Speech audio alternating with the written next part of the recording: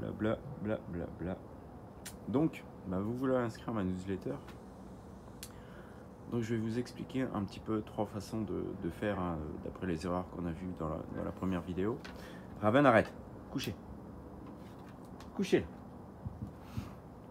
Et donc, il aime pas quand je parle. Donc c'est embêtant. J'avais parlé du tracking. Si on ne sait pas d'où viennent nos visiteurs, c'est un petit peu dommage. Et c'est encore plus dommage si on ne sait pas d'où viennent nos clients. Parce que si on ne peut pas les retrouver, si on ne sait pas de où ils viennent, on n'avance pas vraiment en fait. Donc moi je fais un truc tout simple. Partout où je laisse un lien vers mon site, c'est que je rajoute un paramètre d'URL. Le paramètre d'URL, souvent c'est un point d'interrogation comme au bout de l'URL. On met un mot clé en fait qu'on va enregistrer quelque part. Donc moi c'est ref, ref égale. Et puis par exemple ça va être ref égale newsletter. Ref égale page Facebook. Ref égale description page Facebook. Ref égale lien sur acheter sur tel site. Et ça après vous pouvez utiliser des codes, hein. On peut pas écrire en lien acheter sur tel site. On peut écrire en lien 0001, un lien 0002, etc. Parce que c'est pareil, si vous faites de l'achat de liens par exemple, ça c'est assez chiant même. C'est qu'aujourd'hui les webmasters peuvent ajouter une balise no référeur sur le lien qu'ils font vers votre site. Donc Google voit bien ce lien, il va vous donner de la popularité, ça c'est plutôt intéressant. Le problème c'est que vous allez recevoir du trafic sans savoir de où il provient. Vous ne saurez pas si ça vient de cet article là, sauf si vous mettez un paramètre d'URL dans votre URL cliquable. Là dans ce cas là vous allez pouvoir récupérer sur votre logiciel de stats la provenance du visiteur.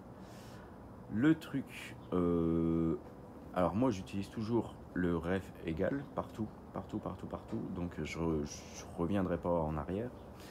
Et comme j'utilise pas Google Analytics, je ne me sers pas de son propre tracker. Mais le tracker de Google Analytics, en gros, c'est UTM, bas, du 8, UTM, du bas, source, égale, et là vous mettez ce que vous voulez. Si vous utilisez Google Analytics, quand un visiteur arrivera sur votre site, la source sera récupérée automatiquement par Google Analytics. Moi perso, le souci aujourd'hui c'est que Google Analytics est plus orienté marketing que trafic. Comme j'ai une bonne base en référencement web depuis des années, l'outil me servait pour le référencement, pour le marketing j'avais autre chose. Et le problème c'est que moi personnellement ça m'a un petit peu dégoûté de l'outil, donc j'ai laissé tomber Google Analytics et j'utilise Plausible. Et sur Plausible par exemple je peux récupérer soit l'UTM source comme Google Analytics, soit jouer avec le ref égal. Et là dans ce cas là je sais d'où vient mon trafic. Par exemple je peux vous dire à l'heure actuelle que la vidéo YouTube qui me rapporte le plus de trafic c'est celle sur le business model le plus rentable. C'est bidon, mais partout, je mets des trackers, comme ça je sais d'où ça vient, je sais ce qui rapporte du trafic. Si une vidéo sur les business models rentables m'apporte du trafic, je sais que je peux en faire des déclinaisons, faire d'autres vidéos et récupérer encore plus de trafic. Donc ça c'est vraiment intéressant, ça va permettre d'optimiser sans perdre de temps et au moins vous savez vraiment où vous allez. Donc n'oubliez pas, traquez vos liens partout, que ce soit sur la description de votre compte Instagram, compte Facebook, YouTube, l'achat de liens. Moi je traque même en interne sur mon site. Si dans le pied de page de mon site web il y a un lien vers ma newsletter, j'ai un ref égal footer blog par exemple. Donc là je sais exactement d'où viennent les gens. Ça c'est plutôt cool. Et pareil sur des pages de vente. On va dire que par exemple sur mon site j'ai 3 pages de capture différentes, j'ai besoin de savoir laquelle fonctionne la mieux, donc je vais pas forcément faire ce qu'on appelle un test AB, mais j'ai un tracker qui va me dire voilà, tu as autant de visiteurs qui sont arrivés sur cette page, la page 1, autant sur la page 2, autant sur la page 3. Donc je sais exactement ce qui fonctionne, ce que je peux optimiser au fur et à mesure. Le test AB peut être intéressant, mais en fait ça c'est des trucs qu'on peut pousser un peu plus. Aujourd'hui avec l'IA, on arrive à faire des trucs beaucoup plus intéressants qu'un test AB. Et ça j'en parle dans mon magazine. Et on va parler maintenant de la deuxième solution, qui est le call to action, l'appel à l'action. Ça c'est par rapport à votre contenu. Si vous avez un contenu qui sert à rien, je vous l'ai dit, ça apportera pas de valeur à votre site. Au mieux, vous allez avoir des visiteurs, mais il n'y aura pas d'action derrière, il n'y aura pas de vente. Donc ça, c'est un petit peu dommage. Donc chaque article, on va dire, doit avoir à la fin un appel à l'action.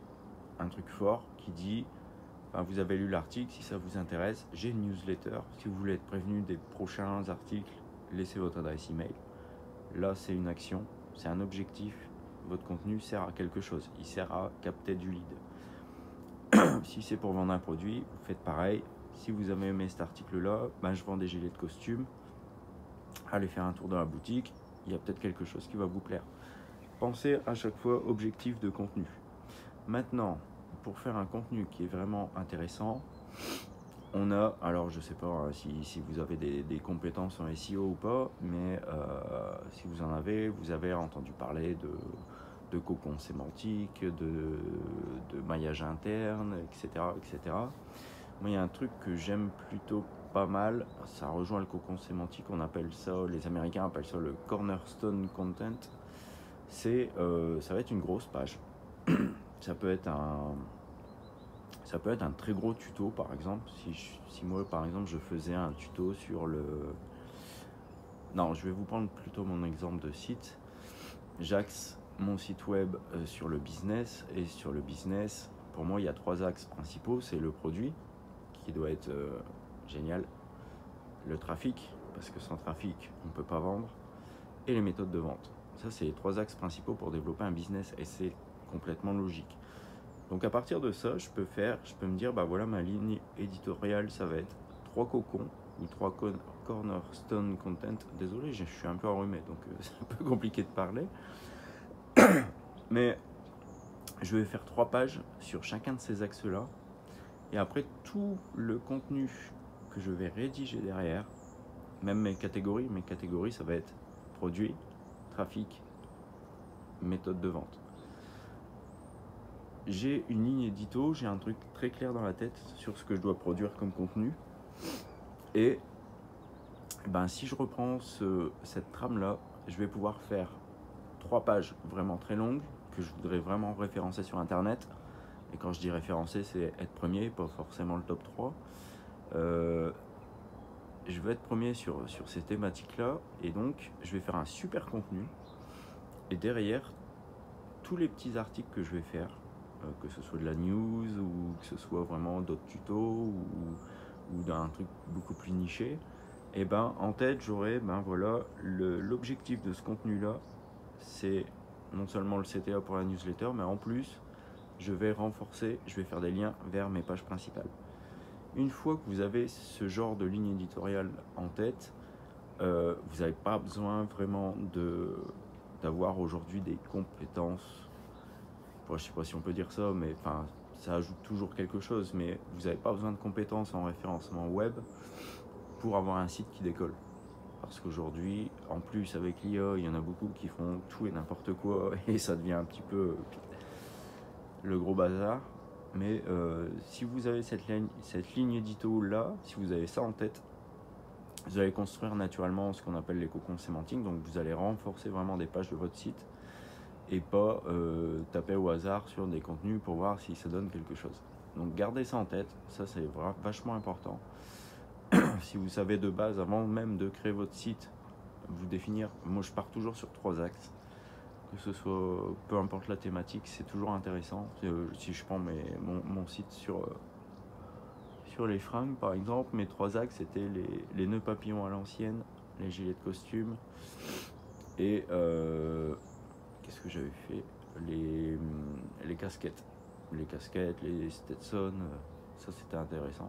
Mais pareil, j'étais parti sur 3 axes. Si j'avais voulu développer autre chose, je pense que j'aurais créé un deuxième site web. Donc limitez-vous à 3, c'est déjà pas mal. Et il y a de quoi faire. Le troisième problème qu'on a vu, c'était que vous n'avez rien à vendre. Alors le problème, c'est que il y en a effectivement beaucoup qui se disent quand j'aurai du trafic, je vais vendre, je ferai mon produit, tatata. Le souci, c'est que tous les premiers visiteurs que vous allez avoir, peut-être des milliers, hein, vous n'allez rien leur vendre. Et ça, c'est un peu dommage. Donc ce qu'il faut faire tout de suite, c'est créer ce qu'on appelle un MVP, Minimal Viable Product. Un prototype en fait, pour le dire en français, c'est plus simple. C'est juste un proto, alors que ce soit un guide numérique ou un produit physique ou peu importe. Créer quelque chose rapide. Si c'est une application, par exemple, vous développez une fonctionnalité. Si vraiment vous avez plein d'idées de fonctionnalités, attendez pas d'avoir tout développé. Développez-en juste une et voyez ce que ça donne. Parce que si vous avez plein de fonctionnalités, gardez en tête aussi que vos utilisateurs ont aussi des idées de fonctionnalités et votre logiciel risque bien de partir vraiment sur une autre pente que vous n'auriez pas imaginé. Donc si vous attendez d'avoir tout fait, je sais pas, on va dire que vous mettez 1 an à développer un logiciel, que ça tourne, mais qu'au final vos clients vous disent ouais mais moi j'aurais voulu ça, et ce que tu as développé là, ça me sert à rien. Là vous allez vous dire putain, ça fait 1 an que je bosse sur le truc et en fait ça sert strictement à rien. J'ai développé un produit que j'ai revendu il y a très récemment, qui était un truc de notification sur site web. En fait les visiteurs arrivaient sur votre site et il y avait des petites notifications qui apparaissaient du genre X visiteurs sur cette page, un tel vient de prendre un abonnement au Tipeee, etc. Ce truc là était intéressant, mais j'avais développé que cette fonctionnalité-là de personnalisation des notifications. Et puis, je me suis dit, je laisse tourner sur une fonctionnalité. Et puis, j'ai Alain, comme ça, qui lui a repris une notif, qui m'a dit, moi, j'aimerais bien des notifications qui vont chercher dans mon contenu les liens Amazon et en font des notifications. Ni une ni deux, j'ai développé la petite extension, le petit module qui s'en va récupérer des liens Amazon et qui en fait des notifications. Ça, c'est plutôt intéressant. Et au moins, le produit évolue, mais pas dans le sens forcément où moi je l'avais pensé, mais dans le sens de mes utilisateurs. Et là, en fait, ça a intéressé quand même un peu plus de monde et ça a fait vendre des abonnements encore un peu plus. Donc, prototype, vendez le plus vite possible. Plus vous allez vendre rapidement, plus en fait, c'est pareil là-dedans, ça va vous motiver. Et si ça vous motive, vous allez avancer forcément. C'est beaucoup plus challengeant d'avancer quand on sait qu'on vend déjà que de se dire je me donne 1 an pour vendre mon produit. On va être clair, hein, au bout de 2 mois, vous allez vous dire non, en fait j'arrête, j'ai déjà un boulot, j'ai un salaire, c'est pas la peine. Donc on laisse vite tomber et ça c'est vraiment dommage. Mais en 20 ans j'en ai vu des dizaines et des dizaines faire ça. Donc je sais un petit peu pas de quoi je parle, mais je vois un peu comment les gens peuvent réagir au fil du temps. Donc c'est compliqué. Donc retenez bien, traquez votre trafic, le contenu optimisé, cornerstone et le CTA vraiment à la fin. Il faut qu'il y ait un objectif et le prototype. Avec ça, en principe, vous devriez avoir un site qui se démarque un petit peu déjà de la concurrence. Maintenant, si vous voulez faire ça beaucoup plus rapidement, j'ai un petit guide que vous pouvez télécharger dans la description. Et ce guide-là, il est pas mal parce qu'en fait, on va mettre en place tout le chemin, tout le tracé. En fait, c'est vous qui allez le faire. Moi, je vous donne juste une base de comment travailler avec ce genre de méthode. Et c'est vous après qui allez développer votre plan d'action et vraiment foncer à votre rythme, mais vraiment de manière efficace. Et vous allez voir que vous irez beaucoup plus vite que vos concurrents, il n'y a pas de souci pour ça. Donc téléchargez le guide, c'est gratuit.